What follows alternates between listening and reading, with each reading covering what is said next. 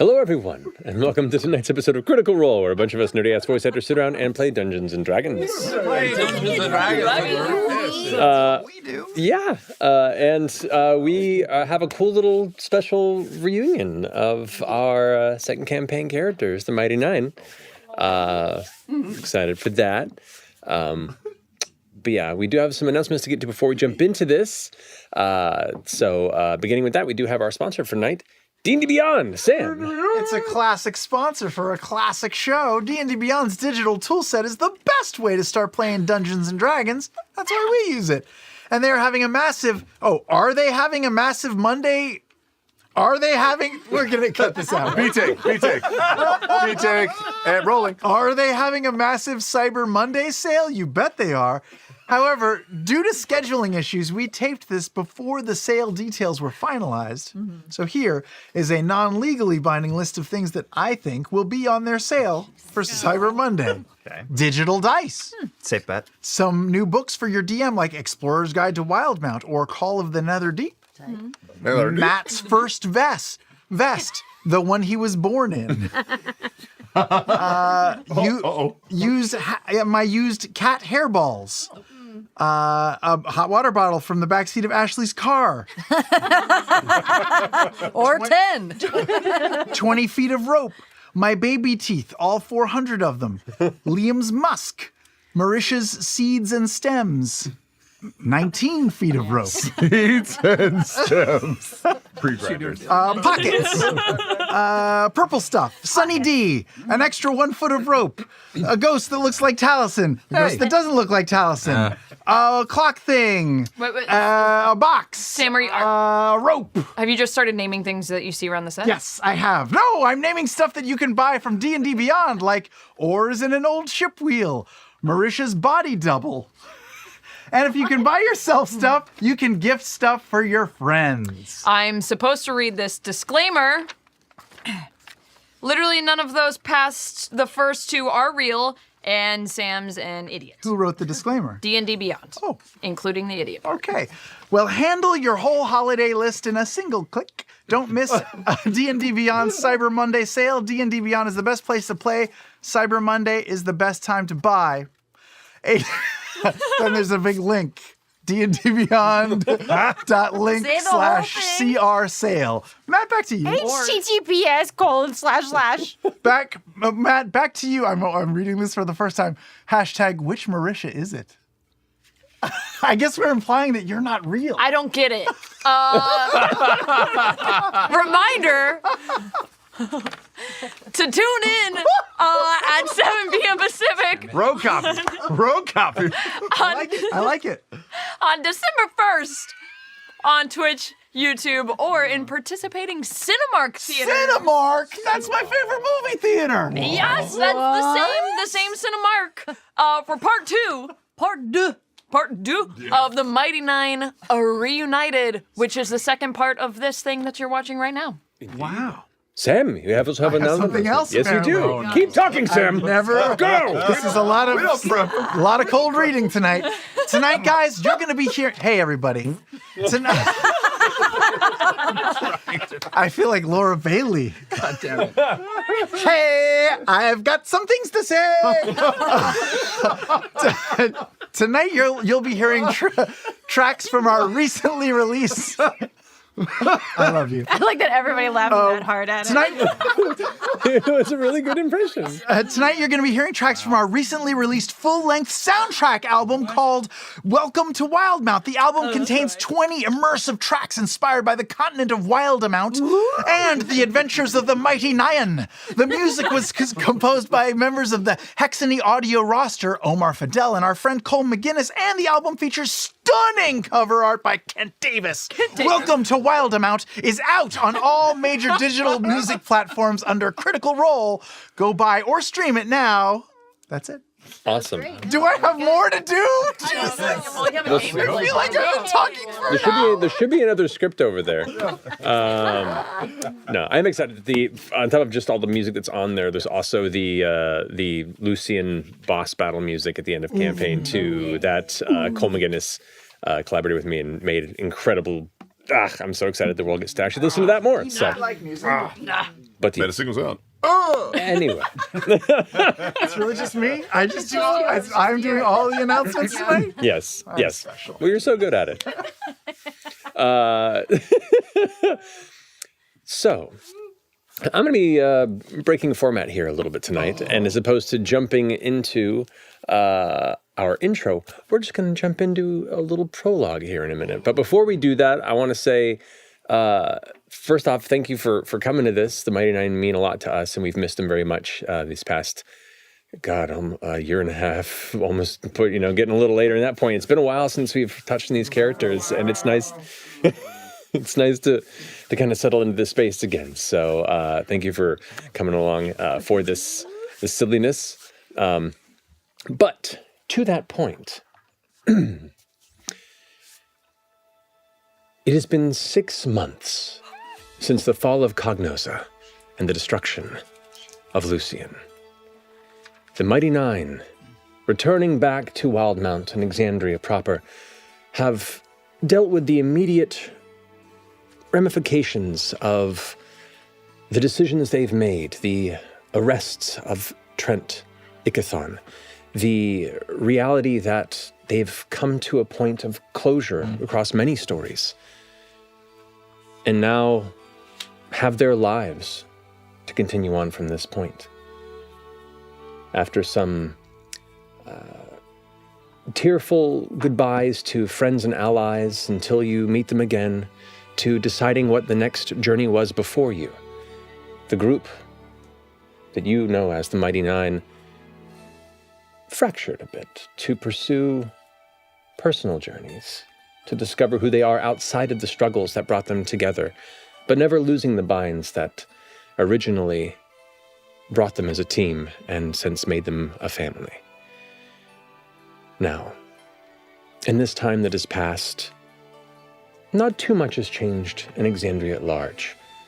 The struggles, the dangers that you undertook and succeeded at are only really known by a select few. And in some circles, you are highly regarded and lauded, though they are themselves semi-secretive circles. But for now, your paths have somewhat scattered. And here, 6 months later, let's go ahead and begin in Nicodronis. With you, Again? Beth Bernada. I just talked. There you go. Dial it in. Turning forward. Yes. Here we come down in the midday of a sunny Nicodronian afternoon. The sun is high in the sky, which is piercing blue, but a small few tufts of white clouds in the distance. A warm breeze blows in from the ocean. You can hear the waves crashing from pretty much anywhere in the city, at the rate in which the surf is quite invitational to those who enjoy swimming, surfing, or being battered against the rocks if they're in the wrong place along the coast. But here in the city, it is lively. It is filled with color and laughter and people running through the streets, taking on their business, looking forward to when the evening takes hold, the lights and colors change, and more merriment and revelry takes the city of Nicodronis. However, for now and this afternoon, you, Veth, where are you right now? What are you doing? Oh boy. Veth is making plans to receive the first ever crop of new campers at their new camp that they've just been setting up for the past 6 months. It's a camp for talented young adventurers, young arcane practitioners, mages in training, fighters, rogues, and we will receive these talented youngsters and train them into fighters or defenders for their own villages, wherever they might come from. The camp is called the Wildmount Wildlings. Wild out! We have T-shirts that are made with Wild Out on it, and the different cabins that they might be staying in. There's the Happy Fun cabin. There's a cabin called the Shikasta cabin. There's A5 cabin. There's the Ball Eater cabin. Yeza recommended against that one. And we're gonna receive a few students, campers from around the world. Some are sailing in, some are coming by carriage or by horse or by foot. There's folks from the Jorhassian Wild, a young male wizard named Soldis. There's someone coming from Zephra, Naphaline of the Arashari. There's a young dragonborn rogue named Pidge, who's coming all the way from Draconia. And Luke is a little young to participate officially, but definitely does all of the activities that everyone else does as well.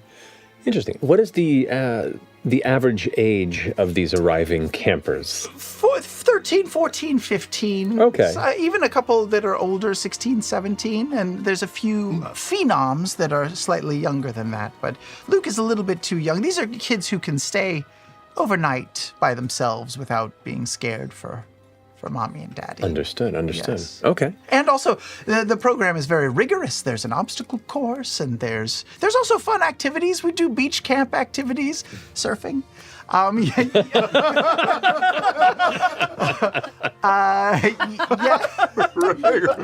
I don't do that. But Yeza teaches them alchemy, and we have guest lecturers sometimes. We're trying to get Caleb to come down to teach a wizarding workshop. Yasha has said that she has a lot of time on her hands, and she was going to come down and run them through some strength training and some fighting techniques. Dagon was maybe good if I can get Dagon to come down and teach survival skills. There's all sorts of things, but this is the first crop of kids, so we don't know what's going to work or not. I'm a little nervous. Jester to help them? I haven't. Jester. I don't know how to reach Jester. I don't know where she is. There's mess hall. Everyone who starts at the camp, they get their own little custom Wildmount Wildlings. Wild out. They get their own flask, which they can keep water in. Because it gets hot out. They get their own flask. It's a canteen, I think. It's a shitty canteen. It's called a flask. Yeah. Okay. And the last thing I'll say about this camp, I'm so excited about it. I'm sorry, I'm going on and on about it. It's free. It's free. You don't have to pay for it because we have a wealthy benefactor named the Gentleman. And he and I have this lovely arrangement wherein he takes his blood money and launders it by having a legitimate charity that he donates it to, and whatever I don't use, I send back to him. There it is. And it's clean, it's a clean arrangement. The kids get something, he gets something, everyone gets something from it. Oh, jeez. You are the one who camps. Well, Oh, man. indeed, this is quite an endeavor that you've developed, it seems. And effectively waiting for the first crop to arrive by sunset, if not later this evening. Your uncertainty, specific arrival time, but you do know that some preparation is required. And a part of that, of course, is groceries, perhaps for a necessary meal to greet this new crop, make them feel at home, make them feel welcome. So you are walking down the streets of Nicodranas towards the southern sector of the Opal Archways, with Luke in tow, carrying 2 large canvas shopping bags. He just drags in the ground behind you, likely gonna tear a hole in one of them by the time you arrive, but you don't want to bother him too much with it. And he's kind of basking in the afternoon sun. You watch folks continue to streak by, bustle about their business. A couple of people you recognize kind of giving a nod or a wave as you go. Luke just kind of rubs his nose and looks up to you as you pass down the stone street going, so, Mom? Yes, Luke, yes. Are there going to be, how many friends are coming? I think 13 or 14 are coming in, and you don't get assigned a cabin. You can go to any cabin you want, and you can be in any class that you want. You can learn magic. We've already taught you some, but we'll teach you more. Okay. That means I can go into any of them anytime? Well, I mean, if someone's changing, or if it's someone that wants privacy, you should knock first. You shouldn't be like doing your scampering thing. Where But what if I'm practicing not being heard? there at the camp there will be times when we practice and times when we're just a camp. We're just having fun. We're swimming. Well, not me, but other people are swimming or doing archery, but fun archery, not deadly archery. That sort of stuff. Okay. So just know when it's the appropriate time to sneak and an appropriate time not to. We've been working on this. Right. And I learn through action. Okay. Yes, you do. You'll figure it out. You'll make some mistakes. That's what kids are supposed to do. It's fine. Make lots of mistakes. Yeah, exactly. Keeps walking down, clutching the bag, swinging them side by side. As you're kind of traveling down, you look to your left and passing by your husband's recently opened shop here in Nicodranas, the Bernardo's Better Self. His reinvention of his alchemy business here in the town of Nicodranas hasn't seen a whole lot of business yet, but he's very eager and excited that word will catch on. But as you kind of walk through the street, you kind of see him putting up a new sign, nailing it to the front that says, "Grand opening." He's put up the sign 3 times, but it's been there for like the better part of a month. And he just kind of finishes nailing it, wiping off the sweat of his forehead, and sees you walking by. Looks good, honey. Oh, hey, thank you. Yeah. Just excited to, bring in some more folks. It's really hot today. Yeah, you would think that there's a sea breeze. They say there's a sea breeze, but there really isn't. I mean, there is. It's just right now it's being blocked by all the buildings. I didn't think about that when we bought this real estate for the business. It's kind of not getting the ocean Well, let's see. wind, but I think once the customers start coming in and out, we'll be able to buy some fans or something. I don't know. maybe something like that. We'll figure it out. But anyway, Do you have any new mixtures that you're peddling, or any new things that we can offer to the people? I've been thinking about it. I've been, the holistic, non-medical treatments seem to have been going well. The various oils, scents. I'm not much of a, lost my sense of smell for the most part when I was a kid from that one accident when I jammed the thing in my nose. But been going with Luke and working on some elements. Mrs. Vanilla next door, I've been getting her input on a few of these oils. So, I mean, if ever you have, an opportunity, maybe come by and try out some of these new. I'd love to try whatever you have. Yeah. Oh, great! Come on, come on in. Luke. Where'd he go? Where'd he go? You look behind, and he's currently in the process of sneaking behind one of the carts across the street, which seems to be carrying a number of like heavy tunics kind of laid over and someone's watching, and he's just kind of like bags still kind of blossoming out, way too noticeable, like 2 little airbags, but he's like slowly creeping down, hears his name and kind of peeks out. Darts off and joins. That was a good sneak. That was high quality stealthing. Maybe I won't do it with bags. Yeah, that's a good lesson learned. He darts inside and he has a kind of sighs for a second and smiles. Well, do you like grapefruits? For the purpose of this, yes, I do. Okay. Yes. I got a whole plethora of new grapefruit-based oil scents that I think we'll go ahead and And it's just for like to open your nasal passages and it's not for for a general. specific condition or anything. Just No. The medical treatments are more alchemical in nature. This is just kind of where I'm trying to branch out from. So, got it. come on in. We'll try a pass on this. Let me smell. So, as the family drifts into Bernardo's Better Self, we're going to go ahead and pull away from Nicodranas, and instead head over towards Zadash in the middle of the Dwendalian Empire. Here we come in over the triangular city, its walls tall, its people busying themselves in their own unique ways throughout the afternoon as the sun slowly gets further and further in the sky. Here we now glance on the exterior, beautifully kept walls of the library of a Cobalt Soul here in Zadash.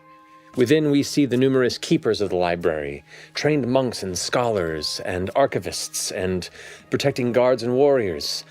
And below there still the protected traverse ring, where all of the various teleportation circles are linked to the other libraries and locations, networked through the Cobalt Soul's network.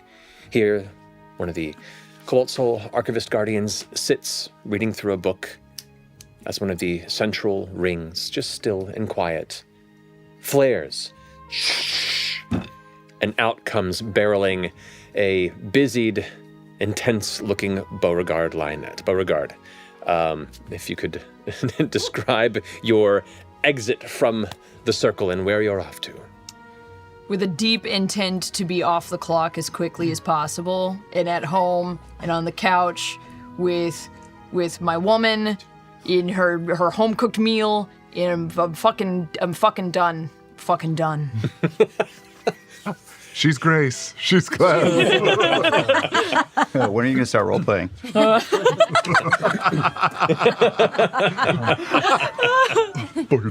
Need a fucking cocktail. As you're charging out, the library guardian sitting there stands up and notices your arrival and quickly tries to hail you. Off the clock. Beauregard, I'm off the clock. Okay. Work-life boundaries. We've talked about this. Of course, sits back down and continues to read, not even making eye contact. I'll be in tomorrow, 8 a.m. Charging up the stairs to the center of the library floor, you can see it's a calm and quiet interior at this time of the day. Generally, it's busy more in the center of the day or late evening. For the mid-afternoon period, most folks are in their own transitional work points in the day, and the quiet doesn't faze you as you push through, though you see a number of the other monks and archivists kind of turn their heads to take note of your brisk exit from the premises. As you head out from the streets, you go ahead and arc over towards the Interstead Sprawl to your home, if you wouldn't mind describing what your home looks like. Oh, imagine we would have to do this together. Yeah. I imagine it's it's nothing super elaborate. No, nothing wild. Super cozy. Very cozy. We have a garden that, I've been working on with Caduceus, so we could plant and have a little piece of land just for ourselves. Yeah, absolutely. We got Quaint. nice little ivy kind of growing up the front, or at least, Yes. trying to get it to grow. A small fireplace with our cushy couch and Yeah. a furry rug and... Yeah, I took a spare room and I turned it into my office. Yes, you have to have an office. I have to have my own office. Yes. It's a bit of a mess. I also have a side. I have my own cave. Also, it has some workout gear, but mostly, painting and different kind of cooking things. I've been learning a lot from our neighbor, Martina Stewart, who's a very good cook. She's taught me so much. And Good old Martina. Good old Miss Stewart. good old MS. Miss Stewart.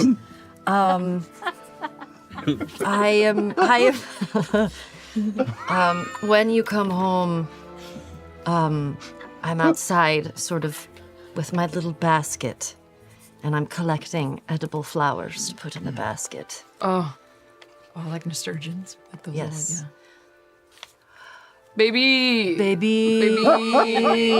Come here. Baby. I miss you. Okay. I went a little crazy for dinner tonight. What did So- you do? We're going to have a wedge salad with tomatoes from our garden Okay. and heirloom, of course. Fuck, those are in season. Yeah, they're in Forgot. season, which is why they're so juicy, delicious. Eat them like an apple. I would And- greatly recommend them with a soft saute and salt as you turn around and see the halfling kind of graying blonde hair of Martina Stewart, who's out front of her yard now in kind of a billowing blouse with her own basket, kind of leaning forward. Hello, Martina. Earlier, Martina. Earlier today. Beauregard, nice to see you. Aye. Yeah, you were listening. I Earlier was today, in my house yard and you walked by, yes. Yeah. we churned some blue cheese together today. Oh. I think that's what you can do. You with churned blue cheese. blue cheese. Is that what you're doing? Actually, I don't know if that It's a works. one-step process. Well, it's a weird kind of buttery- a way to present it and Okay. make it. Okay. She's still learning. Yeah, It accelerates the blue cheese process. still working on it. But gonna sprinkle that on top with a little bit of like a nice peppery scorpion tail. Oh my god. Yeah, I know, your favorite. And what we're going to have for dinner, this is a little bit of a wild card. Don't tell Jester, but it's going to be a weasel tongue intestine stroganoff style. Interesting. Yeah, we'll give it a go. It's heating up, so when you go inside, you're gonna smell it. And of course, the best year of Lionett wine. Fuck, I love you. I love you so You're so hot. much. That sounds like an incredible meal. A wonderful dinner. Martina, you're still It here. is. Just picking things from my garden, from my own solitary dinner by myself. Martina, we are going to work on this. We've talked about this. You need to get out there.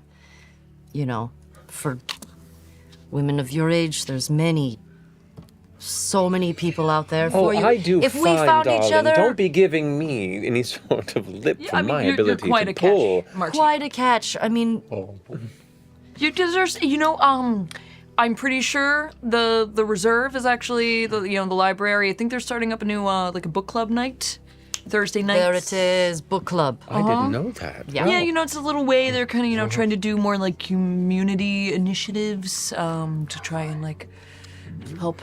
Well, I'd love to talk more about that sometime, maybe over dinner. But Yeah. You should just tell them. Not tonight. Not tonight. Not tonight. We have. no, I have a, I wouldn't possibly intrude. Yeah, Of course, I've that would been be rude of me. No, yeah. But we'll work on the cheese another time. We'll work on the churning for sure. And yeah, it's not churning. Good night. That's butter. Night. I think I Martina, made yeah, it I weird. think it has butter. Yeah. She heads into her chambers. Okay, come. Okay. I just like go in and I just plop and I kind of like face plant. How was your day? It was fine. It was fine. What's wrong? I feel like. Put your feet up. Come. Okay. Oh my god. Oh, thank you. Oh god, these fucking boots that they're making us wear. Yeah, now. these are intense. I actually kind of like them. Can I try them on actually? Thank you. Yeah. cute. They might be a little small for you. Yeah, they're a I little can small. also just swipe you a pair. They'll I never mean, notice. No, it's fine. It's just, I keep going back and forth to Rexentrum and trying to like track the assembly, but they're all so skittish right now after everything. So they're not doing anything. It's so fucking boring. Yeah, they're a little quiet. Which I don't know if that's a good thing, but it also kind of makes me more nervous. I mean, they're clearly still up to stuff, and so it's just trying to figure out how to get in, and I keep trying to convince Caleb to go in and like take this teaching job. That way we can have an inside man, but he's like, oh, just, wanna dip my feet in, and it's just... Why? He needs to just do it. He needs to do it. He needs to do it. And then like, Udalafon is like, patience and time reveal all truths. I don't know, just if I have to like file one more report or like do one more security watch, I'm just gonna go insane. I'm sorry, baby. It's okay. How about you? How's your day been? I actually had a really good day. It was really, I had a relaxing day. I mean, since hanging up my sword, I really have enjoyed home life, You're so good at it. I feel like I'm pretty good at it too, thank you. I mean, for not really having one. This is nice. I don't know how I got so lucky. I don't either. Oh shit! But remind me again when your trip to the Wildlings camp Oh, is. yes. It's coming we were up. helping. Right? Yeah, it's coming up again because I was helping build the happy fun cabin. Oh, So I think that's the one that I'm going to mainly be working with those kids. But the happy fun. you know, cabin. I've been preparing a class of certain type of self-defense, but I was thinking of maybe teaching like a cooking class on the side. Oh, I love that. But just like a little something, something foraging from wherever you're from. Foraging, that's a good idea. Yeah. I like that. I think it's a nice skill to have, and all the bugs that you can actually eat for protein. So Yeah. I'm excited. You should teach them your like grasshopper frittata. Yes. Oh my God, because That's that a one's pretty classic. easy too for kids. Yes. Classic. I love you. Come on. Love you. What would you like to eat? Or do you want to just sit by the fire and have some wine first? Yeah. Okay. Well, let's do that. Here you go, baby. Cheers. Cheers. Clink. I'm gonna go finish cooking. Okay. Settling in for the night in your abode after a long day of frustrating busy work and bookkeeping, we now draw our attention away from Zadash and instead, far off across the Menagerie coast, the Swavane Island, somewhere amongst the waters, there is a ship. The Ball Eater itself has been at sea for some time.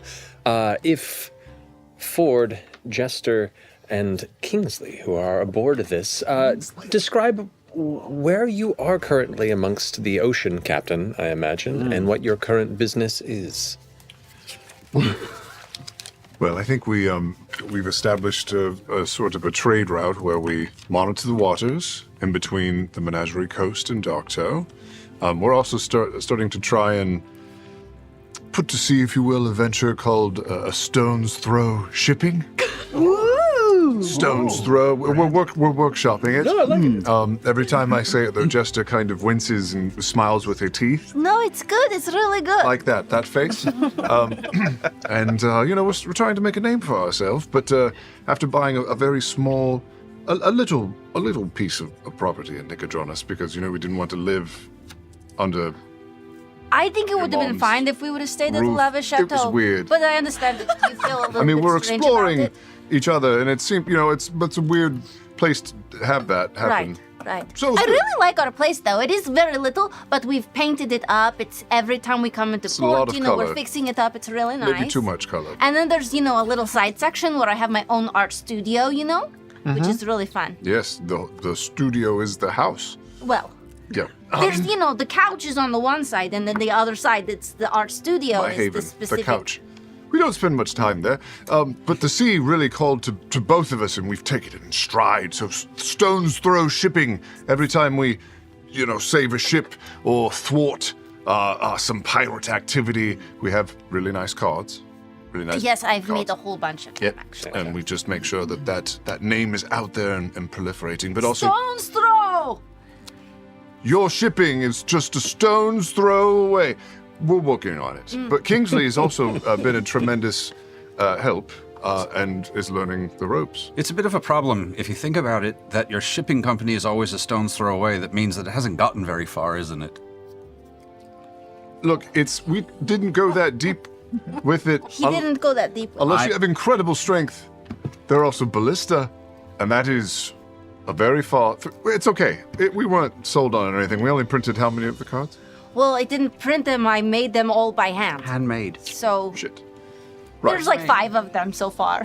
I mean, to be fair, I think it's all you need at this point, I because mean- if you're shipping something, then you're not going to be meeting a lot of people who I think it's need catchy. I think it's who catchy. need- Yeah. Yes. We'll make it like a work. thrown stone.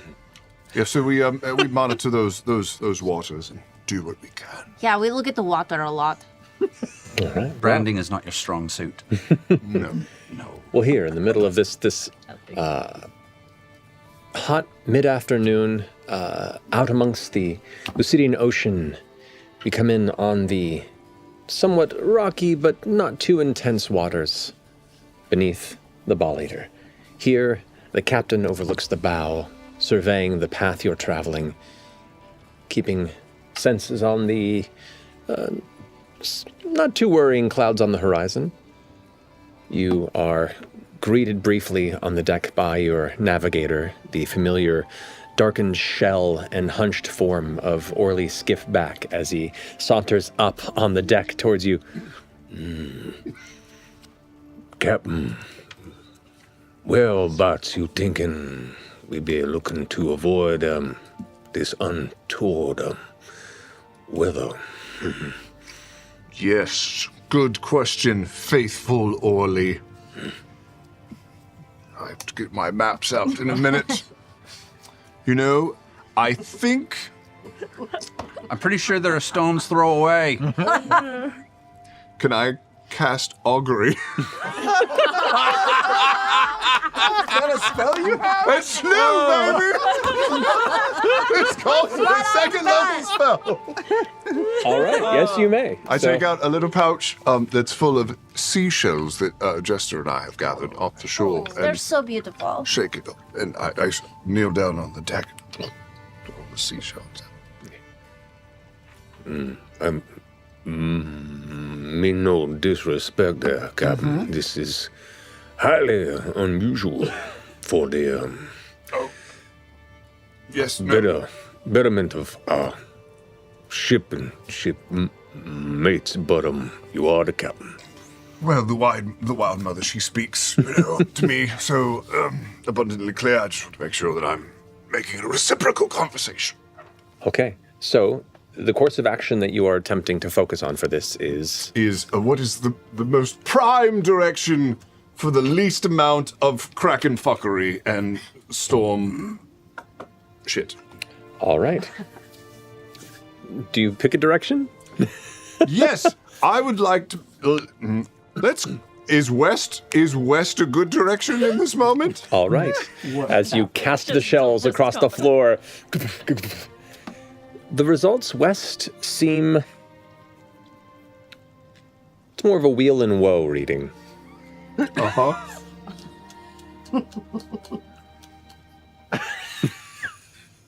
Oh, are we playing jacks? I come over and throw some jacks down in amongst I the don't know shells. how this spell works. I feel like I need to divine something. Can you help? Sure. I pick up all the shells and Oh, the no, jacks and throw them back down on the deck. We should go north, is what it says. Wild mother, you work in mysterious ways. North it is. Can we go north, Orderly? I've been north a few times in my day, so I think that is very doable. It's just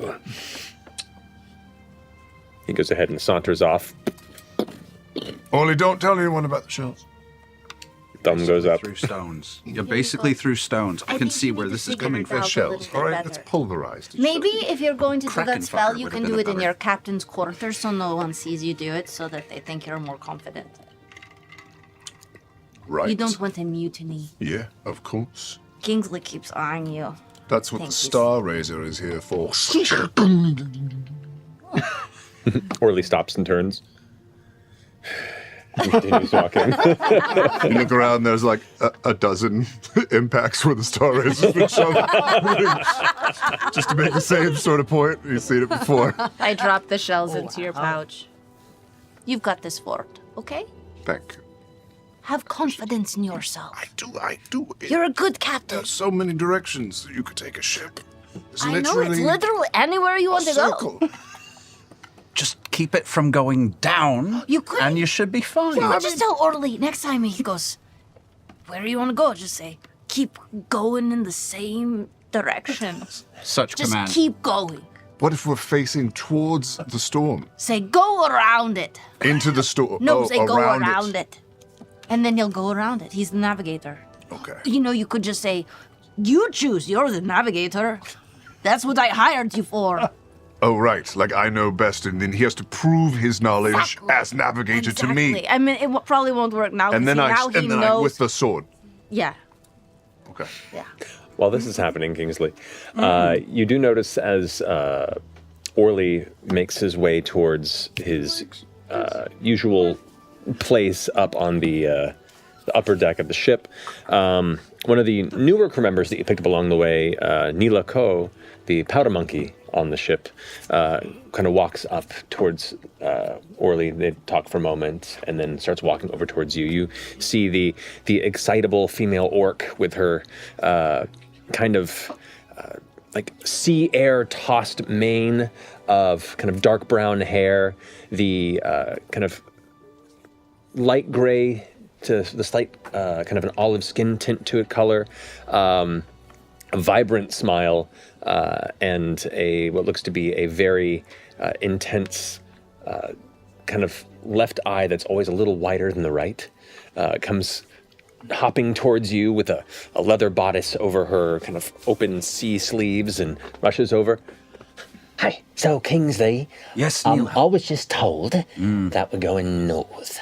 That apparently is what the jacks on the ground are saying. Is it because we're gonna go get in trouble with different other ships and pirates and monsters and stuff? Because Oh, I hope so. I'm itching to shoot something real bad. I'm really in the mood for something. It's been weeks. Been real bored. I need a little bit of cash. I want to add a few things to the coat. It's doing well. I'm feeling a little underdressed. You've got to dress for the job you want, after all. Is this too much? Tears her sleeves off and throws them on the ground. Is this better? You're so intimidating. Good, good. Chills. Have a lot of time below deck. I'm cutting the fuses shorter and shorter every time. Oh, I know, and stitching. I do appreciate that you let me down there just to observe. You do masterful work, and I'm trying to get to the point where I can do anything up here, you know. I'm learning so much. Good. Well, if you see anything, let me know. Oh, be the first to know after me. Great. Then the captain. Captain. Jester. Looking good, Mila. Which one is it? I always forget. Neela! Neela, I knew it.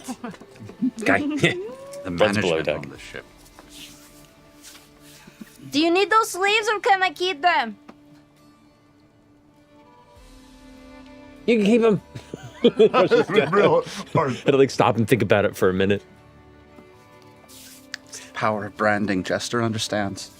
The sails shift, pick up the wind, and the boat begins to slowly rotate in a northward direction here, across the seas to Lucidian. Now, we pull away from the ship in the ocean, instead back to the massive capital city of the Dwendalian Empire, known as Rexentrum. Here, we get closer to the continuously sprawling skyscape of numerous towers and buildings, archways, and multi-layered neighborhoods upon others. The topography of this town is this intense central cityscape where people can easily get lost, whether they choose to or not. But here, towards the center, not too far from Ungabuk Castle, there is the Soltris Academy grounds, where the finest of academic learning within the Empire partakes in the student body that comes to learn from it. Here, in the late afternoon, we come to the second floor of one of the various academy halls. Heading through a series of glass windows, we come into a classroom where a smattering of just over a dozen students sit behind desks as they all look up to the front of the room, where one small gnomish character looks like he's in his kind of later middle age, this kind of grumpy looking male gnome, this way too dark comb over that is expressed way over his obviously balding head that curls past his ear to have almost an oddly emo look. Listen, you wizards. Sits on a stool with a heavy robe over what looks to be a pair of suspenders and pants that are right up a little bit too high. Well creased, well pressed. Here he's kind of just wrapping his fingers on a desk as he glances in the direction the students are, where at the front we see, in the process of finishing a lecture, the guest teacher, Caleb Widowcast. On the tail end of a guest lecture, because I don't have tenure here or anything. Astrid has been trying to coax me, Beauregard as well, to take a position, but I'm not quite ready for that. I've only been home for a few months, but here I am speaking to these students, and I'm on the tail end. And Caleb looks around the room and resorts to his notes, pausing. And with that, I think we can all see the importance of a strong grasp of the alchemical base as you climb the higher rungs of the transmutative ladder. But if I could leave you with one challenge as we break for today, it would be to set aside the what and the how for some time and to consider the why. Now, as each of you leaves the academy and you go on to poke and prod at the edges of reality, ask yourselves what the knowledge and power you've gained here is for. Transmutation is a powerful tool for change. How will you use it to alter the world around you? And to what end? And ask yourself, how will it change you? When I studied at this school myself, that question was never on any exam. Maybe it should have been. Also, make time in your studies for history, or you will be doomed to repeat it. History is littered with sharp-minded individuals like yourselves who bit off more than they can chew. And it somehow always comes back to bite them in the butt. But that is all for today. Bis später. Please, students, give a warm and round of applause and thank you for our guest speaker, a previous alumni student of the Academy, Mr. Caleb Widogast. Thank you so much for coming. It's a class dismissed. The students All right, begin Gunther, just quickly. gathering their things, their books, and picking up their satchels, and the bustle of them all discussing things completely unrelated to the class. Dr. Jones. Just like I love No, Ich liebe dich. as the students do leave, there is one young, kind of 16-year-old looking half-elf girl, bookish, spectacles, and her hair, this kind of like kind of strawberry poof of kind of blonde red hair. She kind of nervously walks up to you, kind of books clutched in her hand. Mr. Caleb Widogast. Yeah, your name was Root, wasn't it? Yes, Ruth Vanilda. I was just wanted to say thank you for your lecture. It was very nice to have you back in here. It's always very nice to have you here in class. We learn a lot. It's becoming a bit of a habit, isn't it? Please. Anyway, hope you come back. And she nervously shuffles out of the room, kind of a blush on her face, and leaves the chambers. Trust it. Well, I'll walk over to the gnomish gentleman. His smiling demeanor as the students leave immediately shuts to a tense, dark, tired expression. A fine seminar, Mr. Widogast. Hopefully the students have grappled onto any of it. Well, I would like to think that the student body here will learn thinking skills and the ability to think for themselves. Of course. Not just memorized by rote. Indeed. That is the purpose of academies of higher learning. And while many of them show variations in aptitude, I must say it is at least notable, the attention that is paid when you do come into the class, though I find the presentation a little bit dramatic and theatrical at times for my tastes. To each their own, I suppose, and, so is the arrogance of youth. Yeah. Well, I don't want to impose any longer. I will retreat to my private practice. Please do, and we'll reach out as soon as we find a portion of our coming curriculum would use some of your unique insight. Good day. Good day. He kind of places his hand in the doors, kind of open up. Ugh, what an arschloch. It closes behind you, and you kind of stand for a moment alone in the long, familiar hallways of the academy. Still feels beyond surreal to be here. And Beauregard has been pushing me to take up permanently, maybe I will, but not quite ready yet. Anyway, she'll want a report for the day. We share a sending stone now to share information back and forth between the cities, so I'm going to head back to my own small cottage, which is very much in the style of the home that Bren was raised in. There's 2 small planter boxes out front full of green beans, and a room at the back where he teaches a handful of students who were not accepted at the academy, who still show great promise. And occasionally, Beth brings Luke by for a starter class or 2. Not that she is incapable of teaching the boy herself. She is very capable. But it is fun to teach. Fair enough. Upon walking through the halls, exiting the academy, and eventually finding your way to your own comfortable, familiar, personal space, what is it you'd like to do with the rest of your evening?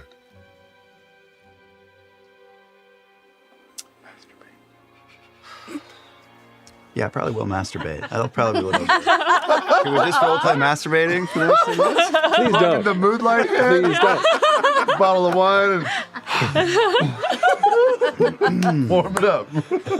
Just to confirm, Warm it up. Caleb still looks and smells like shit, right? Like, just He has covered in. a branded cologne.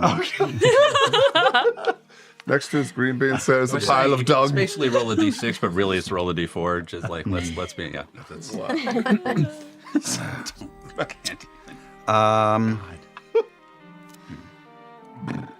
I think that he will put up the tower inside his home.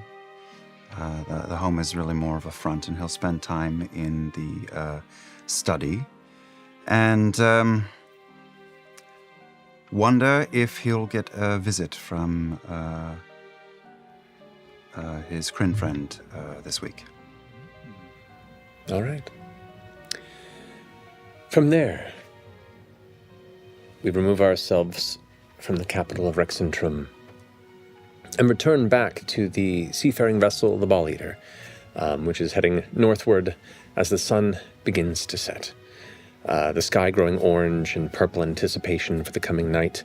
But the wind is picking up a bit, and Orly eventually kind of shuffles back over to where you're kind of keeping an eye on things, whether it be above or below deck. Are you above or below deck? Above deck. Captain, other direction. Sorry, what was that? Other direction. Other direction. Grabs your shoulders and spins you around, and you can see the direction in which the wind is coming from. A dark storm is looming on the horizon. A breadth of dark clouds are beginning to kind of spread out, and as you kind of take it in for a second, like you've noticed it in the distance, but hope that the northward travel would not be much of an issue. But you realize now the northward direction is kind of heading directly towards it. Remember what Jester said. Orly, which direction do you think we should go as the navigator for the boat? Well, Ship. The boat, the dinghy. The vessel. The water car. Oh boy. A low grumble settles within the throat of Orly, along with a heavy sigh before his bright eye gleams in your direction like the most stern of turtle pop eyes you've ever experienced. well, if I were to be honest, Westworld would have been more safe. See, I knew I should have trusted my instinct, Orly. Your confidence means the world to me. If you agree, I think a turn westerly would be.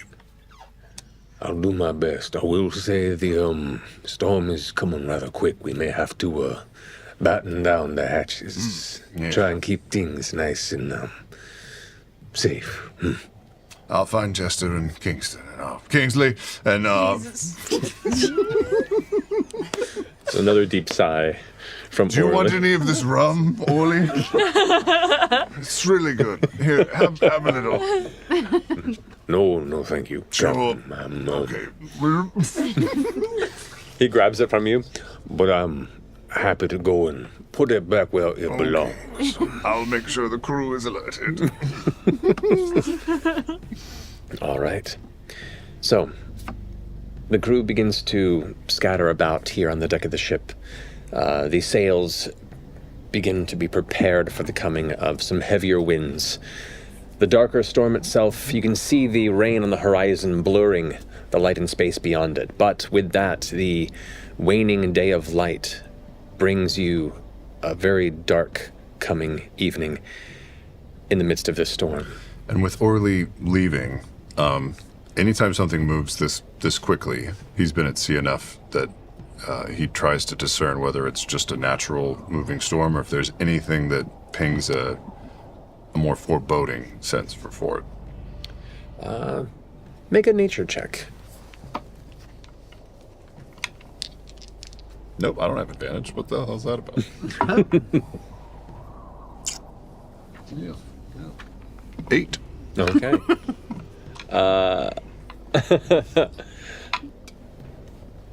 Is your survival any higher?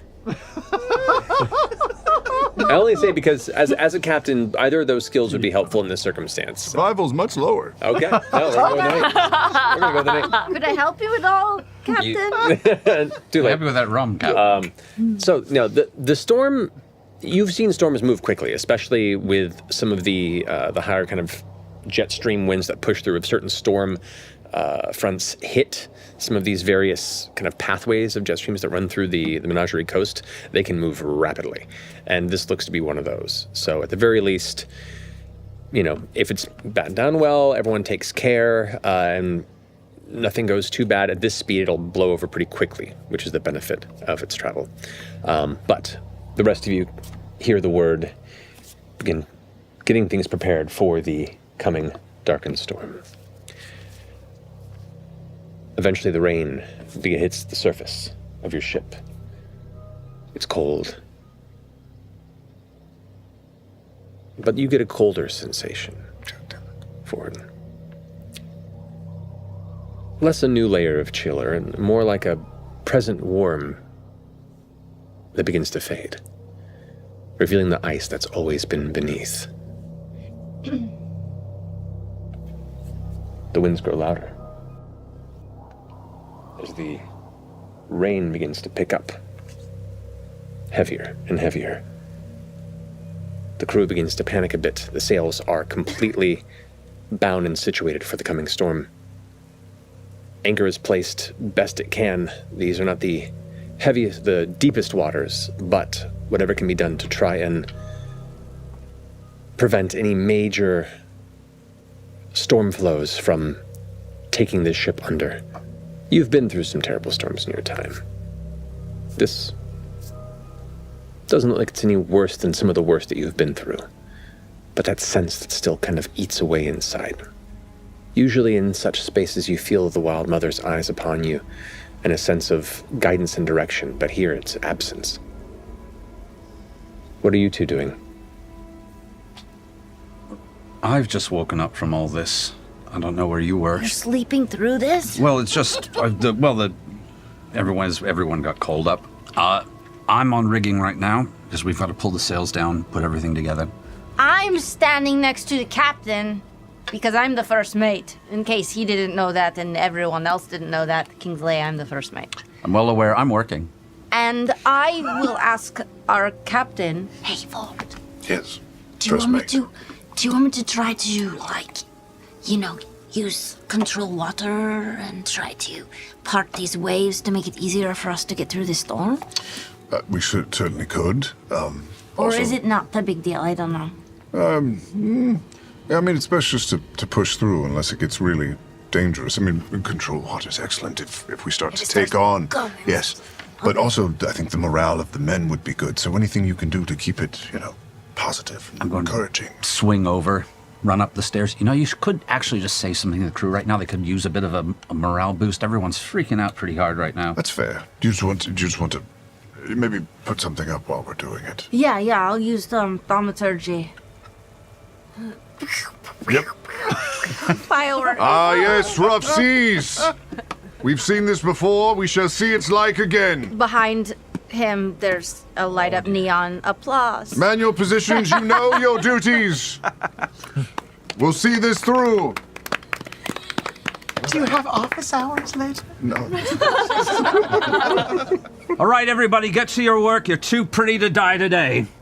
Go, go, go! Well, everyone kind of scatters a bit as the rain comes in harder and harder in sheets. After the next 20 or so minutes, the true force of the storm really begins to batter the side of the ship. Like sheets of ice-cold needles smattering across your skin as everyone begins to double tie down all the ropes. Briny waves begin to break and crash off the sides of the ship, running down as it begins to rock side to side. The surf begins to roll heavier and higher. Breaking, crashing against the wood. You hear it creak and shift. An endless quaking of rolling danger underneath the flashes of jagged lightning that begin to momentarily light up the void-like abyss around you. Should I use control water now? The crew shouting over the chaos, protecting the sails to the best of their ability. Are you using a spell at this point? What are you doing? Is it crashing over the sides of the boat yet? The ship? I mean, it's beginning to. I mean, the waves are getting heavier and heavier, louder, and the rolling of the ship is beginning to slam down in between the valleys, and other bits of crashing surf begin to crest over and just splash against the top of the deck. The crew holds on. Elements of the not battened down barrels and loose crates kind of shift off and collide and gather on the opposite side along the railing. I'll just run around and start trying to tie the barrels to the side so that they don't keep doing that. All right. Another flash hits. At this moment, one heavy wave is now looming and swelling up. Captain. I think if we see that, I would tell Jester to... I thought I had control. Okay, I go for it. Yeah. I think you do have it too, but You have it as an ability you were granted by your patron a long time ago. I'm gonna go for it. You go Control water on the giant wave as it comes towards us, and I'm gonna try to split it in half so that it goes around the ship. I would Okay. join her in that. Okay. If you have it. I don't know why it's not showing up. So which element of the spell are you using? Part water? Part water. Okay. So between the two of you utilizing your abilities, you focus and you watch as the large, rolling, heavy swell of wave water that careens towards your ship suddenly divides in half and crashes down just past the bow and the stern. The ship kind of rights itself for a second. It seems to almost spin of its own volition from the streaming of the intense waves around you. Another flash of light hits. I would like those of you who are on deck to roll perception with disadvantage based on the heavy rainfall around Here you. we go. First I have Jester I roll. have advantage on Doesn't perception, matter. so is it just Oh, Just a straight natural roll. 20, but it's disadvantage. No. Perception? That's terrible. 17. 17's not too bad. 13. 14. 14. There's like water droplets going on. Spray. So cool. The two of you currently are focused on the shouts of the current crew rushing around, holding on, screaming from below deck, trying to gauge what's happening, what's coming, how best to prepare for the next dangers that erupt. Kingsley, as you kind of glance over, another flash of light off in the distance, backlit against another rising wave, and you see something in the wave. For a split second, as it kind of crashes over and diminishes, you see what you think look to be shoulders and a head. But they're humanoid and far larger than a person should be before the waves swell up again, and it's gone. Captain, there's a big thing in the water. You got to be more specific than thing. It's like a giant, bigger than a giant. There's a giant person in the... There's something coming at us, and it looks like a person. A very big person. Just off of the bizarreness of that statement, can I use Divine Sense and just see if there's anything that pings off of that? Right, which engages undead, fiend, and fae? Celestial Fiend or Undead within. Gotcha, yeah. As if you're undead. So as you concentrate and let your consciousness expand beyond you, nothing pings you within your immediate vicinity of any of those types. That is unexpected. And I didn't ask, but on the Ball Eater, how many souls do we have aboard the ship? You tell me, you're the captain. How many can you afford? 10? 10, alrighty. 10 Aren't we souls aboard, technically including the 9 still... heroes now? The 9 here. We're the 9 heroes. We renamed our boat. It's not the Ball Eater anymore. Oh, the 9 Heroes. Yeah. What a great name. Yep. Like that. You can change it. You're the captain. You can do whatever you want. And if you want to be the Ball Eater again, that's okay. Nope, 9 Heroes is way doper. Just because I didn't detect anything, can I also cast water breathing, just as like the red button, just in case, on Certainly. all of the members of the ship? All right, so you gather the crew quickly, kind of getting everyone within a visual radius and instill everyone with the ability to breathe water here in the midst of this chaos. While this is happening, you see another large swell coming up, and you catch it just as it crashes onto the ship. I need all 3 of you to make dexterity saving throws for me as you just managed to control turn water in time. up for 10 minutes. Indeed. Okay. Jesus. Doing great. You're doing great. Doing good. It's because I have these dice out. 10. Spells area here. Wrong dice. Yeah. Same. 100 feet to a side. So yeah, so you still have it up for 10 minutes. Mm-hmm. I'll say for this, dexterity saving throw is to see if you can see it coming and control it in time. So, because that could avoid it entirely. Mm-hmm. What's your roll? 9. Unfortunately, no. 9. Okay. 9 Heroes. Level Natural 1. 17. Wow. Okay. Yeah, this is done. 10. 10. Boy. Ooh, That was fun. This is a fun game, guys. Bye. 17. It's been great. It's been great, everybody. The wave crashes into the side. You try and part it just in time, but it parts into 2 different waves that aren't quite wide enough to avoid the entire width of the ship as it hits 2 different sides. The ship lists and spins a little bit to one side or the other before it begins to rotate to one side. Everyone holds on, but you all slide down and slam into the railing, catching yourself, but you all do take 7 points of bludgeoning damage with a crack in the side of your torso as you hit the railing. The railing itself, you hear the wood splinter a bit upon impact. Except for forward. For a brief minute, as you hit it, there's a white-hot flash of pain, and then you feel almost like yourself is drowning. You try and breathe, and it's water filling your lungs, a terrible, familiar sense. The slipping of the warmth of your body, but you suddenly see darkness in front of you, and you're reaching for kelp, you're reaching for surface, and you're being pulled away into darkness. The shadow takes you, and a voice long unheard quakes in your ear. I found you. A yellow eye opens before you before a bolt of lightning strikes nearby. The rain's hitting you, and you're holding onto the side of the ship back, conscious amongst your friends as the ship creaks back, landing back in the moving surf. What are you doing? Sorry, I didn't see that wave until it was too late.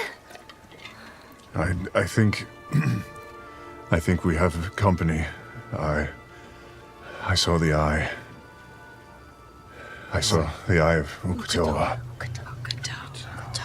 Neela, get the guns ready. Orly, can we turn? We've got to move right now. Do you know about Uk'otoa? Okay, We Captain. know some basics. Yeah, I've told him now. Okay. He goes ahead and tries to prepare the sails now to try and spin in the middle of this storm. He's not a bad navigator. We'll see if he can go ahead and take the helm and carry in that proper direction as he's Early doing. report. Okay, yeah, that's a great roll. All right, he begins to turn the ship and try and coast in the direction that the storm is traveling from to try and pierce through as fast as possible. At this point, the storm is getting heavier. The lightning is striking around in the distance, and it's odd because storms and heavy rainfall like this is normally the territory of the Wild Mother, but that loneliness, that sense of vacant sea where that protection normally sits is not present. Oh my god, give me some of that real. Yeah. Go ahead. A heavy, angry crack sound of breaking, splintering wood, and the entire ship lurches upward for a second from below before slamming back. God, Sam! Sam! I'm just having a drink of water. Why are you like this? It's everywhere! Why do you like this? Returning to the dramatic moment you interrupted. The lurching ship slamming back down into the heavy wave. As everyone kind of holds on, and you hear Orly shout from the back, "I'm trying!" As he's like taking the helm of the ship. What are you doing at this moment? I guess I would run to the. Did you see that humanoid shape on the starboard or port side? We were heading towards it, and I had Orly turn to the port, so I was about to get the cannons on the starboard side loaded and ready. Okay. I'd run to the starboard side. I'll summon the Star Razor. Appears in your hand. I will. Do I want to do this? I'm gonna cast.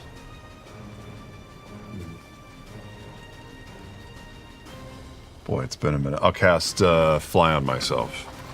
Okay. Yeah.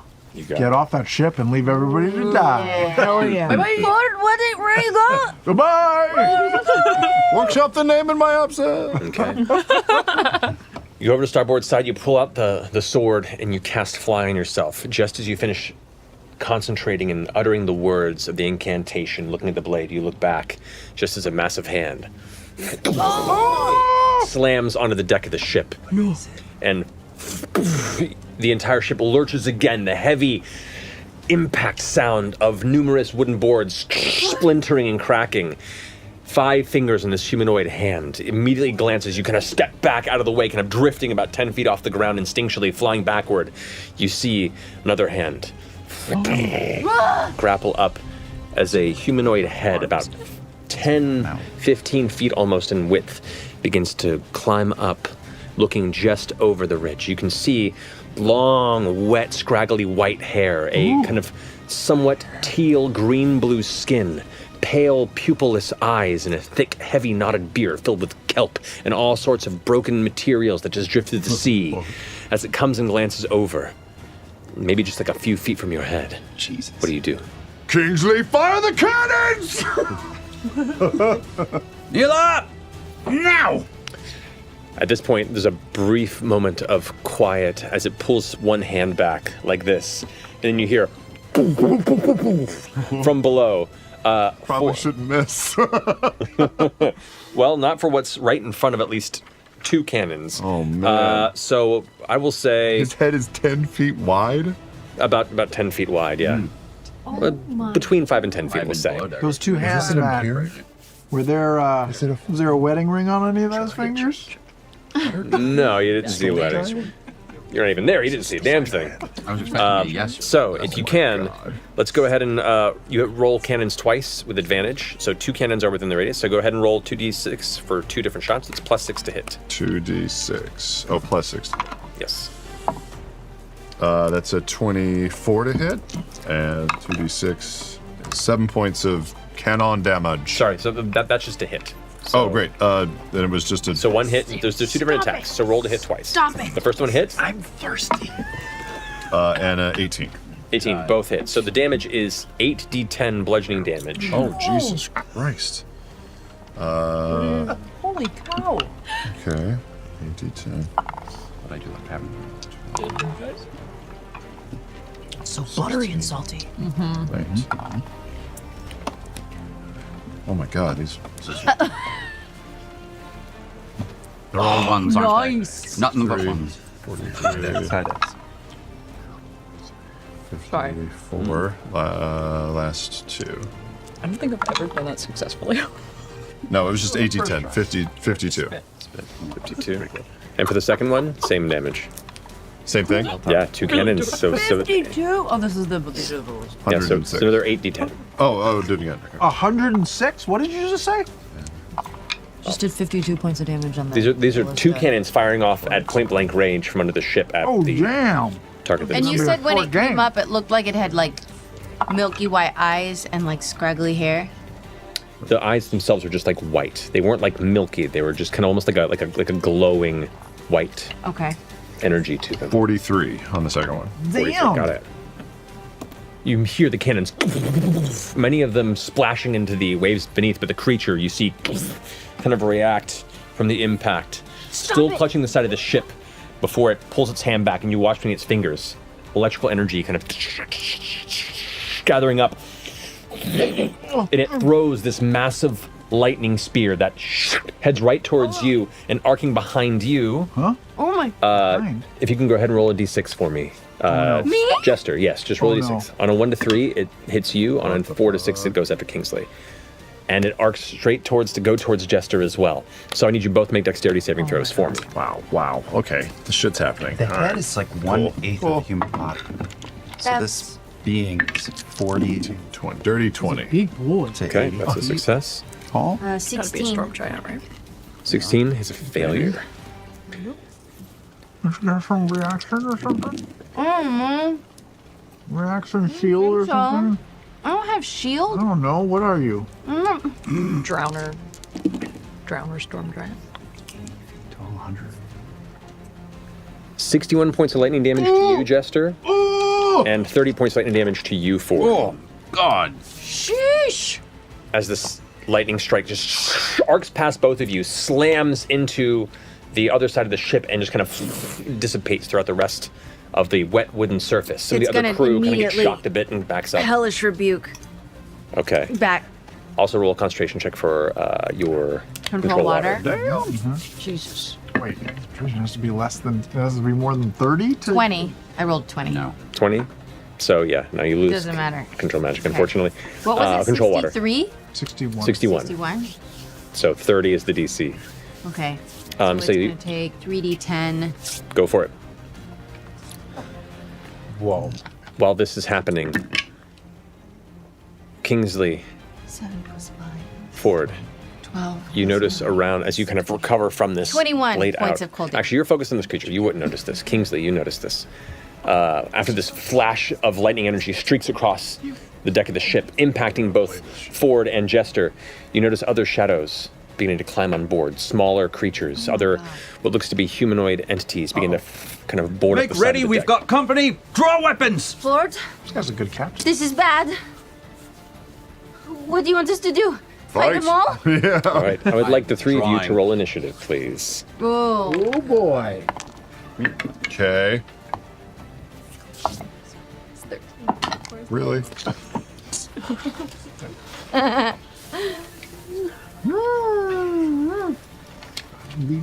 All right. 25 to 20? 25. 25. Damn. Right on my initiative. All right. 20 to 15? Whatever. 13. 13. Asshole. Oh, is that what she rolled? 13. Oh, I thought you were putting in your initiative in the order. No, hers is 13. She can't speak. All right. I rolled a 4. Oh, boy. Dear Lord. Okay. 17. Wait. You stowed away? Level 17. Okay. Yeah. Yeah. Just want me All right, so Ford, you're back. Okay. Sure. So Kingsley, as this is happening, what are you doing?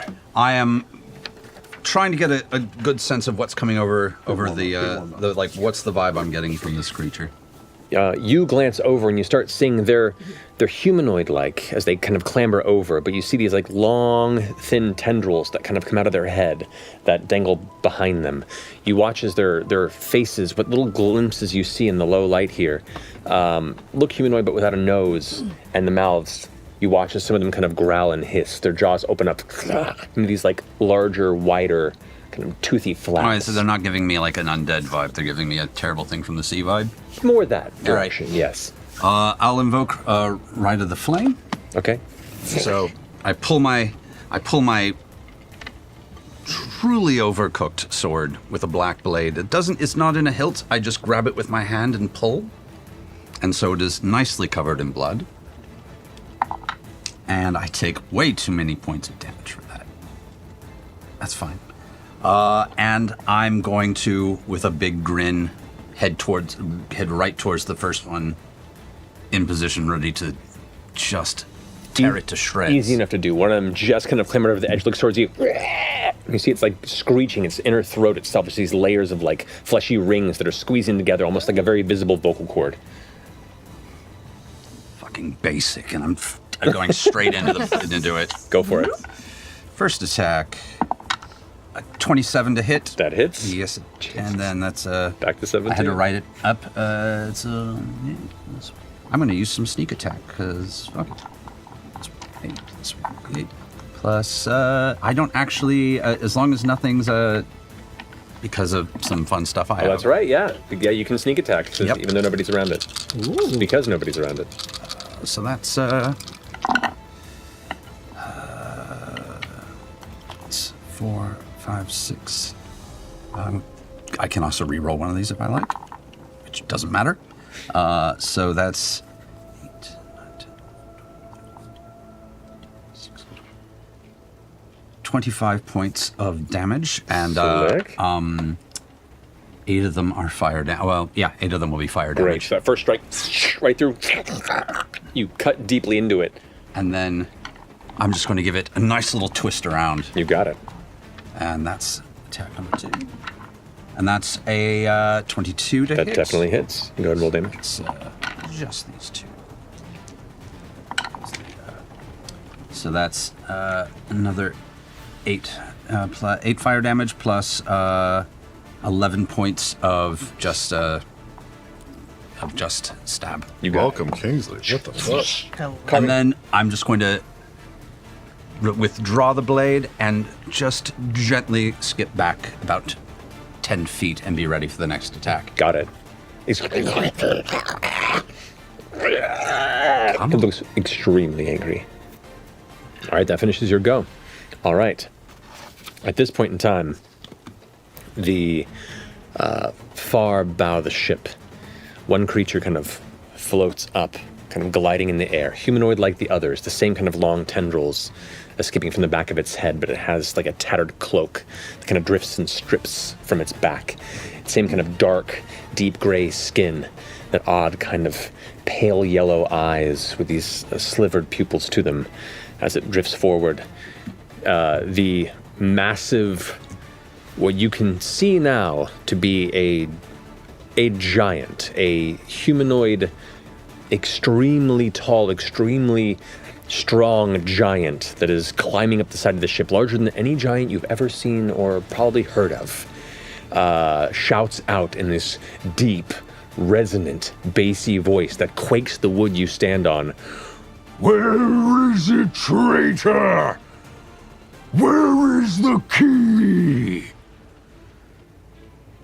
The creature that now drifted up off the side of the ship, kind of floating in the air. You made blasphemy of their gifts, and your arrogance will cost you all that you love, unless you do as Thornum commands. And rushes, gliding over in your direction, kind of just coming towards you about 10 feet off the ground, kind of meeting you in your floating space in the air. As it comes towards you, its jaw open, kind of flickering as the rain and wind hit it. It's going to go ahead and it begins to speak from within its throat. Its hands kind of carve this strange kind of oval loop in the sky before it brings him forward, and these tendrils of light kind of blue energy drift across and seem to wrap around you and try and sink themselves into your body. I need you to make a wisdom saving throw for me. Squid mage. Cool. No, not a problem. Woo! 6 plus 18, 24. 24, fantastic. All right. So, as this spell, this attempts to grab your muscles and hold on to them and keep them locked in place, you resist the effect, and the magic dissipates off of your body. Yes. And kind of angrily flies up about another 20 or so feet above and holds itself there, kind of just gliding. The rain, as it patters down, is smashing across its face and just causing these streaks of water to drift and drip down past its legs. With that, the giant takes its turn, angrily growling. It puts one hand. Well, actually, let me see if it gets its. Does not get its lightning strike back, but it is going to attempt a thunderous stomp, or in this case, a thunderous slap, as it brings one arm up down onto the center of the deck of the ship. At this point, This is the problem. if I could have Jester and Kingsley both have a Constitution saving throw. Oh my god! What kind of attack is this? It's a physical attack. It's a thunderclap on the. It's a 3. I rolled 3. It's so tiny. It's cute. It's going great. I rolled 7. What'd you roll? 7? 7. Okay. 14. 14. What if I died right now? you guys? Unfortunately, both of those are failures. true. Okay. Thunderclap! You both take 38 points of thunder damage. As the impact slams the deck of the ship, the wood splinters up, leaving a crater where it was. The middle of the ship's deck now is broken downward about 10 or so feet, where the arm just pushed into it. You hear scream below deck, and as it pulls its hand up, you see wood breaking from it as it does so. Both of you, upon the damage, you also just hear a high-pitched sound and nothing else. You're both deafened. Deafened is a condition? Yeah. Oh no. That's going to go ahead and finish its turn. That brings us now to Jester. Jester, in the air, you just hear this like very faint, high-pitched whine and nothing else. The storm, you look around you and see the rain smattering in the dark shape here. You see shouting commands. You see Orly holding onto the helm and trying to yell out there, and nothing, no sound is coming towards you. What do you do? Where's Ford? Where's Kingsley? You see Kingsley, blade out, is currently facing off with one of these wounded creatures. You see about 7 of them clambering up at different parts of the ship. You see Ford is kind of 10 feet off the ground and a little ways back. Was unaffected by this because of the distance you had kind of gone to the edge of the ship and pulled up. And how far away are they both from me? Both of them, they are about, I'd say Ford's about 40 feet from you. Kingsley's about 30. Okay.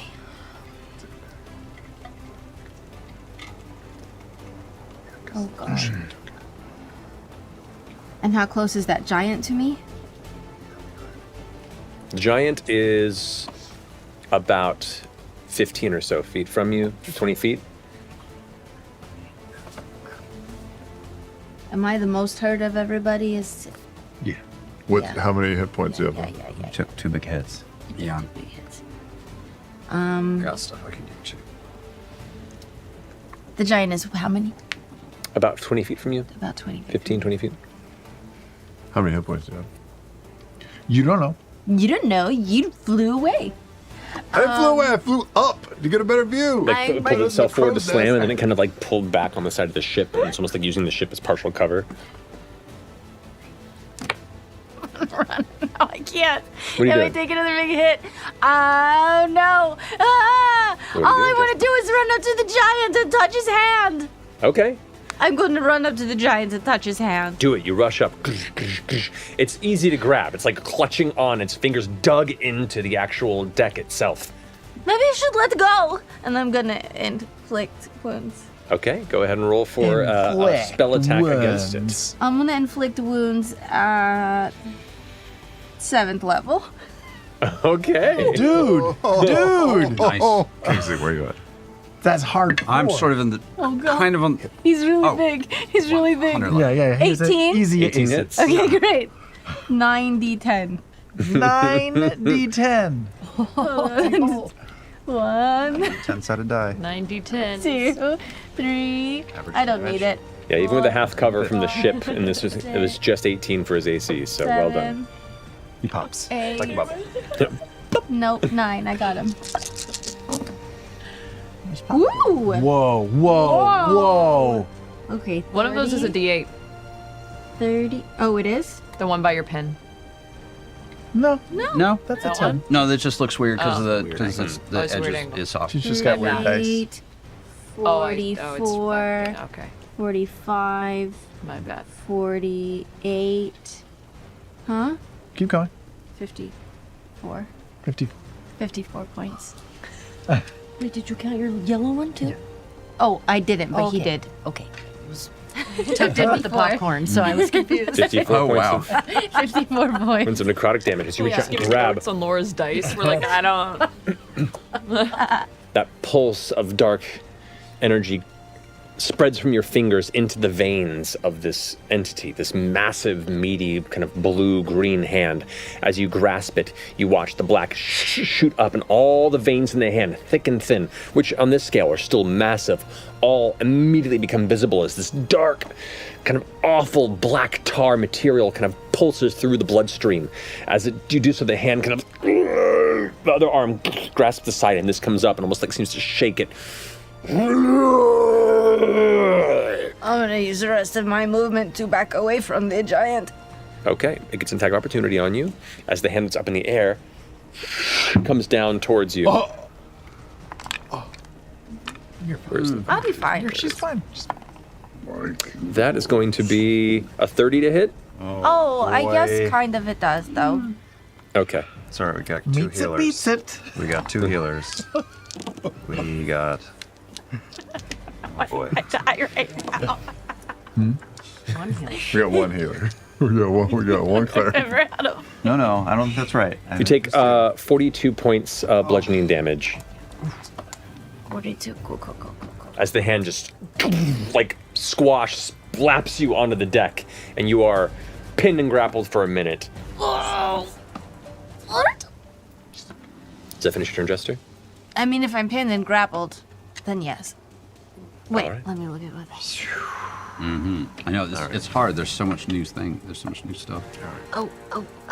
I'll say like, it doesn't actually give you the grapple condition. It's more narratively it does that. You can pull away if you'd like to and still move.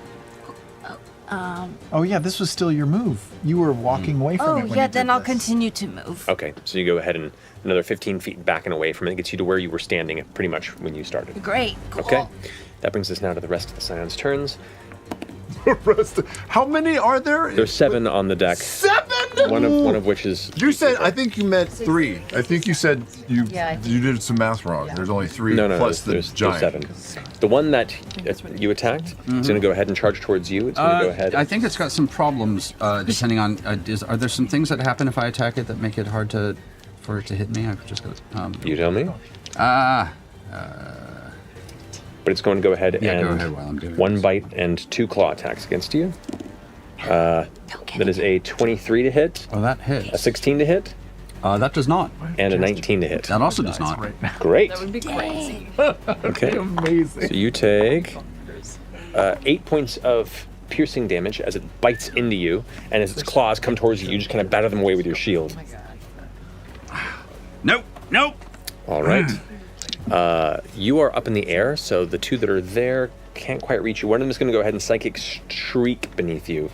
It just screams and emits this horrible high-pitched, like, sound that just emerges. All of you hear it, those of you within 30 feet, which would be Ford and Jester. Aren't I deaf? You cannot hear it. Indeed, neither of you Nice. can hear it. So you're protected from it. But Ford, I need you to go ahead and make a wisdom saving throw for me. Yep. Makes my hands hurt. 24. 24. 19. You instinctually close your ears, and in doing so, prevent it from striking into the center of your eardrums and further into your mind and consciousness. Another one's going to go ahead and rush over towards you, Kingsley, from behind. That is now trying to make up for the other one that failed. This one, because it is a pincer attack, is advantage. 7. From the other side, that is going to be 16 to hit. Does not hit. Misses. Also blocking. Wow, awful. A 1 and a 2. Misses. It's their claw Spins around, strike. gets it again. And the third one is going to be, that one will hit with the 24, I'm pretty sure. Yep, that'll hit. All right, and with that, it does get 1 claw strike against you, which does 10 points of slashing damage to your back. 2 are rushing up to you, Jester. Huh? Okay, that's going to be a 12 to hit, Nope. a 25 to hit, Huh? and a 20 to hit. Uh-huh. So with that, you take 10 10 points of slashing damage and 8 points of slashing damage. I'm unconscious. One of them rushes up behind and double strikes Jester from behind, and you watch as the impact of it sends her chest forward and she slides like into the wet surface of the ship for a second, now unconscious. The other two are now rushing up to try and engage. They're on the other side of the ship, and they're actually engaging with 2 other crew members. They're not able to get into this fray. Bringing us to Ford's turn. Yeah.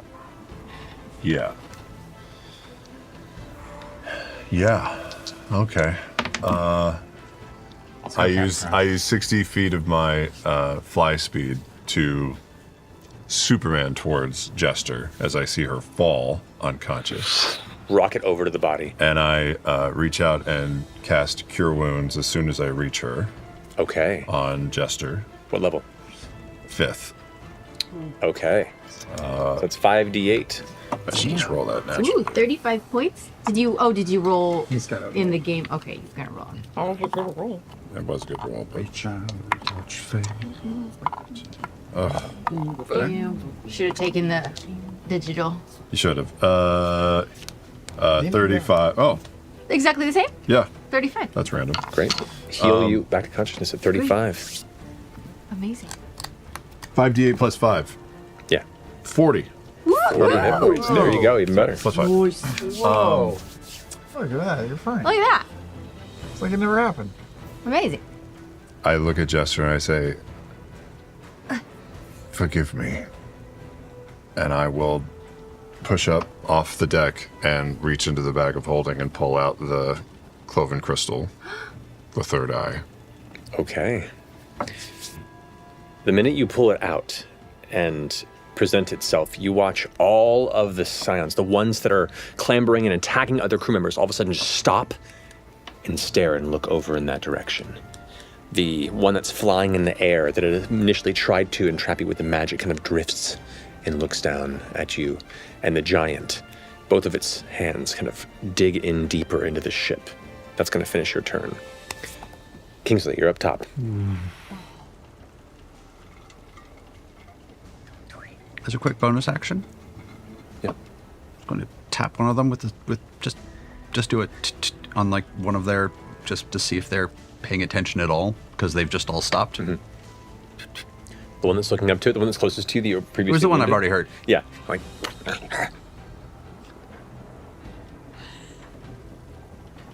I'm going to just do a full disengage and run up to them. okay. It's been wonderful. And just like spin around them and run up. Like there's just nothing they can do, and I can make 70 feet in one round. And You there's dart nothing past they can both do of about them. How far away are you from me? Slip through both of them as they strike out at you.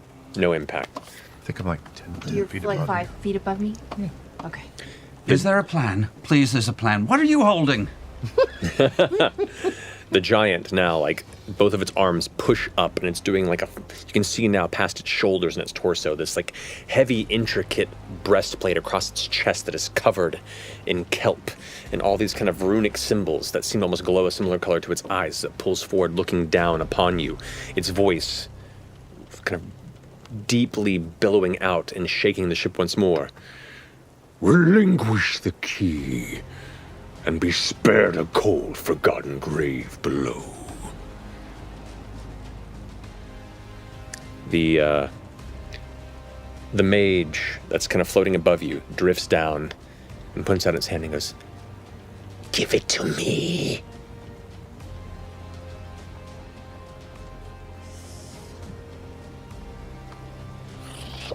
It's not your turn! It's not your turn! It's not your turn! You can't do it yet. It is the creature's turn, presenting its arm forward.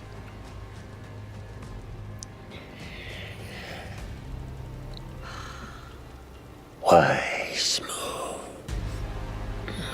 I'll see you again. And drifts back at a large arc and begins to direct itself back over the side of the ship. The rest of the scions begin to pull away. Jumping off the ship into the stormy waters below. The giant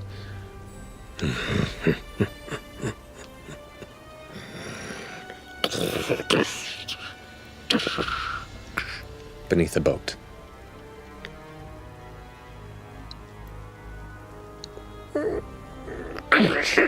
You hear wood splinter. The whole ship lurches again. A third time, and you hear now on the deck a bunch of the wood beginning to like strain and pop. A fourth hit, and one of the masts falls in the ship. Is it time? Everybody up! Everybody, get close to me.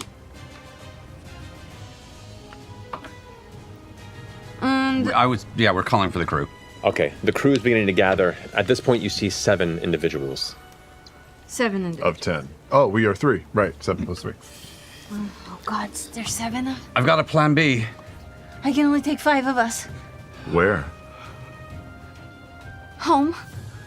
You can teleport? Yeah.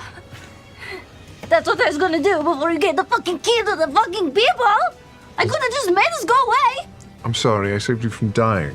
How is the storm going right now? The storm is still raging. It is not stopping, and the ship right now you can see, and you especially know kind of the health of a ship. You can hear the water rushing in from below, and the sides of it, you can see where the railing is. It's splintering upward. Okay. Something is impacting it from below.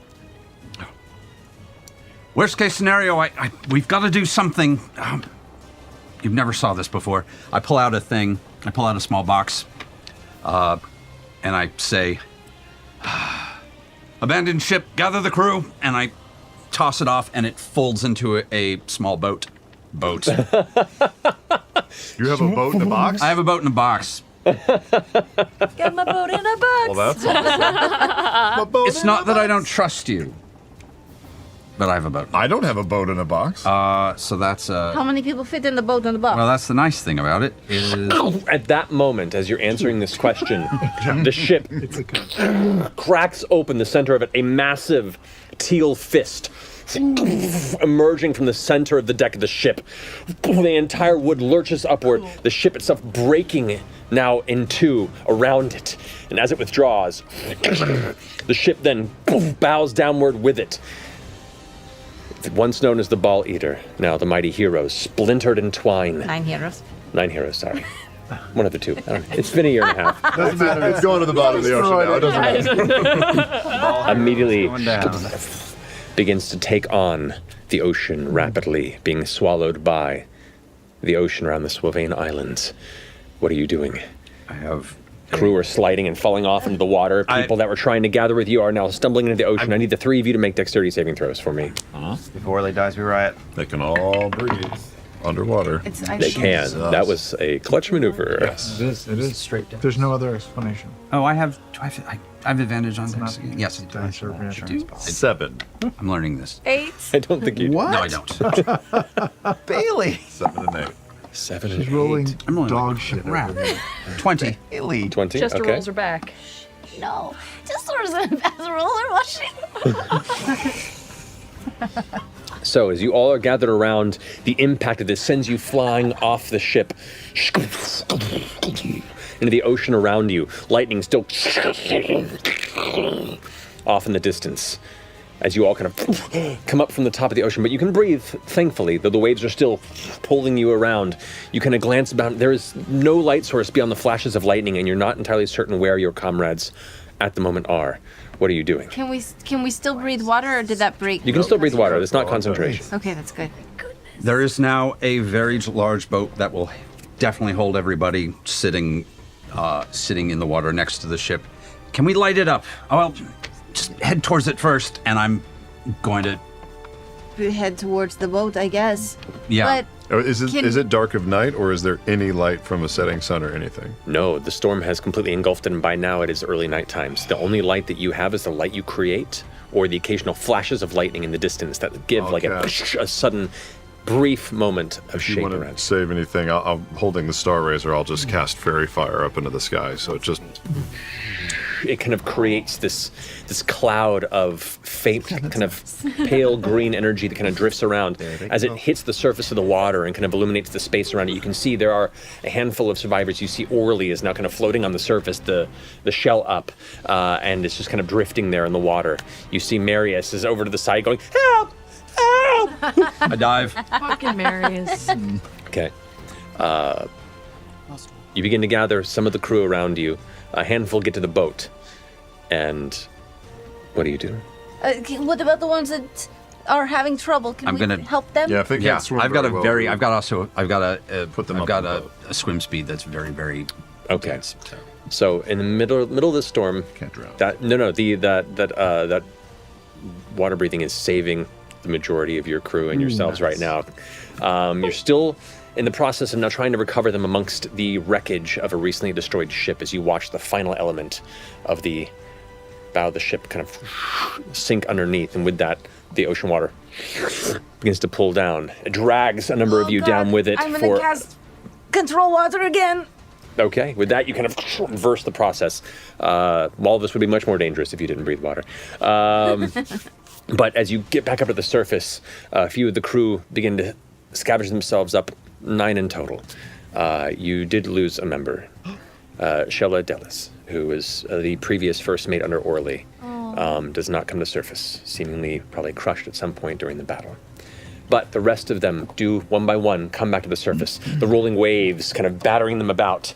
But through your ingenuity and your spellcasting are protected from the normal terrors of the dark deep beneath. You place some of the members up onto the ship. Who do you take with you? Well, I think, should we take the ship? Maybe we can make it to shore on the islands close by, and then, I don't know, I can send a message to somebody to help us. Yeah, we were just out at sea. I don't. How close were we to the shore? You're probably a good half a day's travel to the next island. On a rowboat, I might have. Yeah. I mean, if the danger stays away, then we could continue to use what we have to move towards shore in this small ship. I don't mind being in the water, but yeah, we need to look out for them. Otherwise, they're just on their own. A couple of us. Does your boat in a box come with oars and Oh such? yes, there's a sail?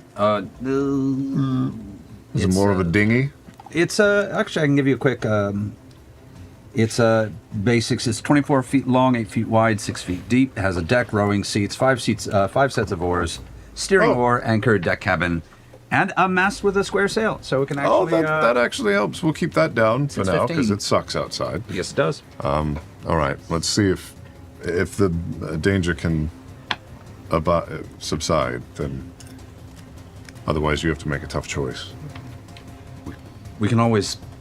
A few of us can be sent for help and then pick everybody up, find a way of getting everybody back. As you gather the crew you can find into this ship,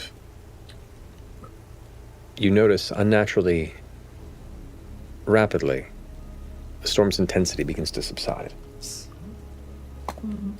The power of the raging rain and thunder around you begins to slowly go away. Eventually, within the next hour, leaving you with a somewhat first clearer view of the stars above, the water's coming to stillness, cold, as nautical fog takes over much of the land around you. But through Orly's keen sense of direction, you continue pressing on to what you hope to be the next most available section of land, if you're lucky by morning. I'll mass cure wounds, everybody in the boat. Because I'm a healer. Good job. Good job. And take a shot. Sore, groaning, lamenting the loss of one of their own, but pushing on restlessly through the night. The sound of oars splashing into the sides of a ship that is nearly overloaded pushes its way towards hopeful salvation. In the night, can you send a message? Yeah. How many times? A good amount. I think we need to alert our friends. Probably Caleb the most that the eye's been taken. And it might be a race to try and get to the third location before they do. But they have a terrible head start. How? That was so much more power than I expected them to have. I think that was like a giant fort. And Yeah, I've heard tale of storm giants. That was far greater than anything I've ever seen or heard of. how will everyone even get here that fast? I don't know. It's a good thing we have powerful friends. Yeah.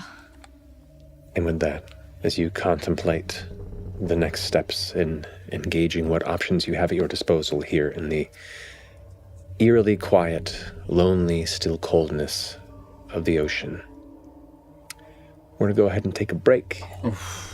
And as part of this break, let's go ahead and kick off the end of this prologue and the true story behind this episode of Critical Role. Oh, that was the pro